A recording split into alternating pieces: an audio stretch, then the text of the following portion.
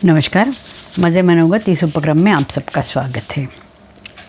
हम आदि शंकराचार्य जी का रचित तत्वबोध इस ग्रंथ का अभ्यास कर रहे हैं। शंकरं शंकराचार्यं केशवं बादरायणं सूत्रभाष्यकृतौ वंदे भगवन्तौ पुनः पुनः। हमने पंचमहाभूतों के बारे में और उनसे उनकी तन्मात्रा और उनसे जो इंद्रियाँ उसकी उत्पत्ति हुई उसके बारे में देखा। जो पंचमहाभूत है वो आकाश, वायु, अग्नि, जल और पृथ्वी। इनकी तन्मात्राओं से ज्ञानेंद्रिय, इनकी जो तन्मात्राएँ हैं वो है शब्द, स्पर्श, रूप, रस और गंध। इन पंचमहाभूत में 3 गुण होते हैं, सात्विक, राजसिक और तामसिक। तो इन तीनों गुणों से अलग अलग प्रकार के उत्पत्ति होती है। उससे जो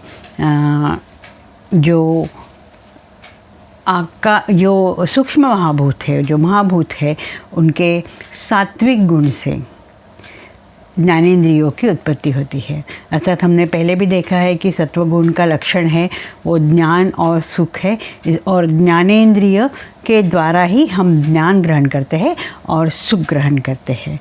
इसके लिए ज्ञानेंद्रिय की उत्पत्ति जो है वो सत्वगुण से ही होनी चाहिए।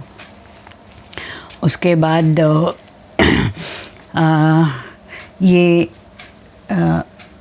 पंच महाभूत है, उनके सम्मिलित सत्वगुण से मन, बुद्धि, अहंकार और चित्त उनकी उत्पत्ति हुई। अंतःकरण, चतुष्टय इनकी उत्पत्ति हुई। उसके बाद आदि शंकराचार्य जी कर्मेंद्रियों के यहाँ आते हैं। एतेषां पंचतत्वानां मध्ये आकाशस्य राजसांशात् वागीन्द्रियसम्भूतम्। एतेषां पंचतत्वानां मध्ये आकाशस्य राजसांशात् वागीन्द्रियसम्भूतम्। ये जो 5 तत्व है, आकाश, वायु, पृथ्वी, अग्नि, जल, ये इन 5 महाभूतों से, पंच महाभूतों से कर्मेंद्रियों की भी उत्पन्न हुई। अभी ये पंच महाभूत हैं, उनमें सात्विक उनका तत्व है, और जो उनका राजसिक तत्व है, इस राजसिक तत्व से कर्मेंद्रियों की उत्पत्ति हुई है।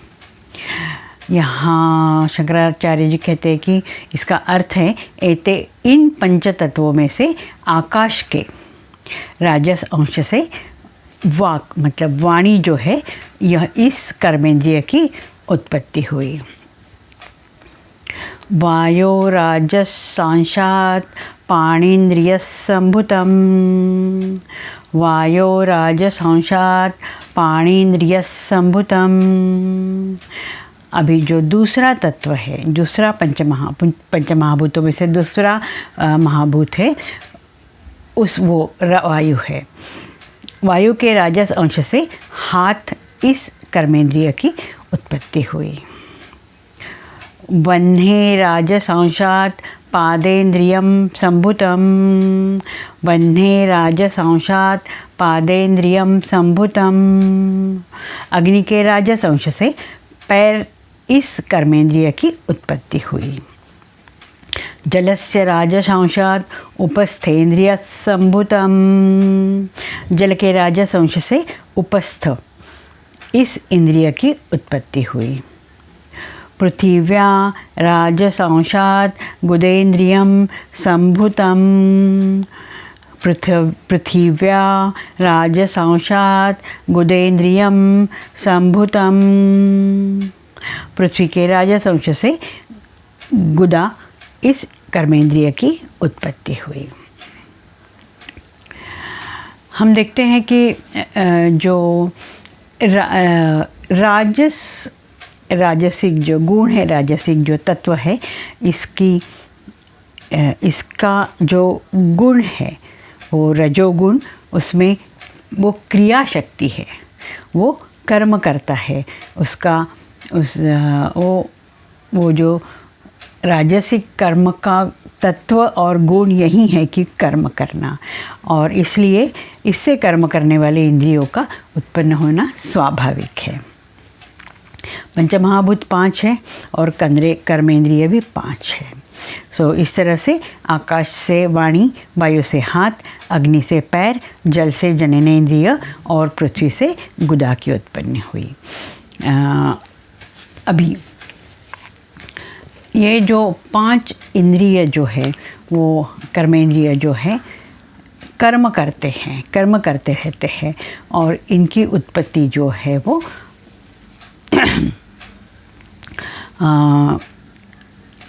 उनकी उत्पत्ति पंचमहाभूतों से, पंचतत्वों से ही हुई है। और ये जो राजस अंश है वो कर्म से जुड़ा हुआ है, क्रिया शक्ति है। इसके लिए उनका गुण लेके ये जो हमारे कर्मेंद्रिय जो है वो कर्म करते रहते हैं। अभी एतेषां समष्टिराजसांशात् पंचप्राणसम्भूतः। एतेषां समष्टिराजसांशात् पंचप्राणसम्भूतः। इसका अर्थ है इन महाभूतों से इनका जो समष्टि गुण है, उससे राजस अंश से 5 प्राणों की उत्पत्ति हुई। ये जो पंचमहाभूतों का अलग अलग राजसिक गुण तो है ही, लेकिन इनका जो समष्टि है, उनका जो पूर्णभूत जो अंश है, उनका जो क्यूमुलेटिव अंश है, उनका जो पूरा उनका सब मिलके जो अंश है, उसमें प्राणों की उत्पत्ति हुई। जो पंचप्राण है, प्राण, अपान, समान, उदान, व्यान, उनकी उत्पत्ति हुई है। कर्मेंद्रिय और प्राण जो है वो, जैसे कर्मेंद्रिय राजस गुण से, पंचमहाभूतों के राजसिक गुण से उत्पन्न हुए, वैसे भी प्राण भी रजोगुण से उत्पन्न हुए हैं। इसके लिए जो प्राण है वो भी क्रिया शक्ति ही है, उनकी जो क्रिया शक्ति है वो चलते हैं। अभी भिन्न भिन्न महाभूतों से भिन्न भिन्न महाभूतों के राजस अंश से कर्मेंद्रिय की उत्पत्ति हुई, और उनके जो पुंजभूत है, उनका जो क्यूमुलेटिव रजस अंश से प्राण की उत्पन्न हुई। ये पंचप्राण हम देख चुके हैं, डिटेल देख चुके हैं। पंचप्राण क्या है, उनका अलग अलग अस्तित्व कहाँ रहता है हमारे शरीर में, और उनका काम क्या है वो भी हमने देखा है। तो ये भी जो पंचप्राण है वो क्रिया शक्ति है, और इसके लिए वो राजस अंश से उत्पन्न होना यह स्वाभाविक है। शंकराचार्य जी बहुत ही सुंदर तरीके से इसके बारे में बात करते हैं, और हमारे कर्मेंद्रिय, हम जब देखते हैं कि जो हमारे कर्मेंद्रिय है वो ज्ञानेंद्रिय की तरह वो इंट्रोवर्ट नहीं है, वो एक्सट्रोवर्ट है। और इस एक्सट्रोवर्ट होने के लिए उनको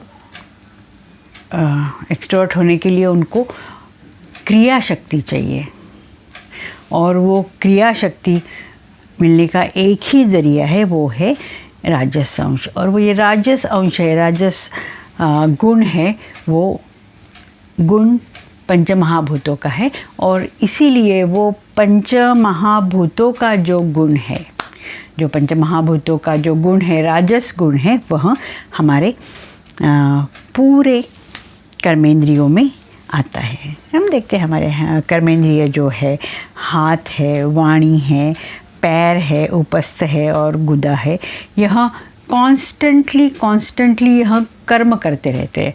हमारे जो वाणी जो है हमेशा बोलती रहती है, वह हमेशा आवाज़ निकालती रहती है, हमेशा बोलती रहती है। उसी तरह हाथ जो है, हाथ ये कर्मेंद्रिय हमेशा कुछ ना कुछ कर्म करते रहता है। हाथ ये स्वस्थ बैठने वाले इंद्रिय नहीं है, ये कर्मेंद्रिय है, स्वस्थ बैठने वाले नहीं है, एक्सट्रोवर्ट है। पैर भी एक जगह से दूसरे जगह जाने के लिए पैर हमेशा ही बेताब रहते हैं। सो ये कर्मेंद्रिय, उसकी उत्पत्ति ऑफ कोर्स राजसंश से हुई है। वैसे ही उपस्थ जो जननेंद्रिय है, वहीं भी वहाँ वो जननेंद्रिय भी और गुदा, ये दोनों जो है वो भी कर्म करते हैं। ये कर्म करने वाली इंद्रिया है। इसके लिए इनका जो कर्मेंद्रिय और पंचमहाभूतों का राजस अंश, राजस गुण, इसका जो उत्पत्ति है जो राजस से हुई है कर्मेंद्रियों की। आज हम यहीं रुकते हैं। अगले क्लास में हम पंचमहाभूतों का जो तामसिक अंश है उसके बारे में बात करेंगे। नमस्कार।